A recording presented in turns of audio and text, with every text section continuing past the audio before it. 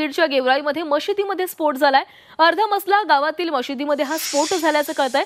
या स्फोटामुळे मशिदीच्या भिंतीला तडे गेलेले आहेत, तसंच फरशी देखील फुटलेली आहे। मध्यरात्री 2:30 वाजताची ही घटना असल्याचं कळतंय। 2 तरुणांना पोलिसांनी ताब्यात घेतलंय। पोलिसांकडून नागरिकांना शांततेचं आवाहन देखील करण्यात आलेलं आहे। तर मध्यरात्री 2:30च्या सुमारास ही घटना घडलेली आहे। बीडच्या गेवराईमध्ये मशिदीमध्ये स्फोट झालेला आहे आणि ज्या व्यक्तींनी हा स्फोट घडवला अशा 2 व्यक्तींना पोलिसांनी ताब्यात घेतलेलं आहे। सोबतच नागरिकांना शांततेचं आवाहनही केलंय। आरोपींनी तिथे मस्जिदमध्ये जाऊन त्यांनी जिलेटिन वापरून एक ब्लास्ट केला होता आणि जसं आम्हाला हे माहिती भेटली होती लगेच आमचे पोलीस तिथे पोहोचली होती आणि 6 वाजता सकाळी 6 वाजताच्या आधी आम्ही दोन्ही आरोपी बीड पोलिसांनी अटक केले होते।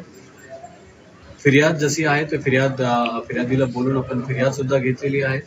त्यामध्ये फिर्यादच्या अनुसार जे कडक सेक्शन होऊ शकते ते कडक सेक्शन आम्ही लावलेले आहे। 2 आरोपी आमच्या ताब्यात आहे। FIR दाखल झालेली आहे।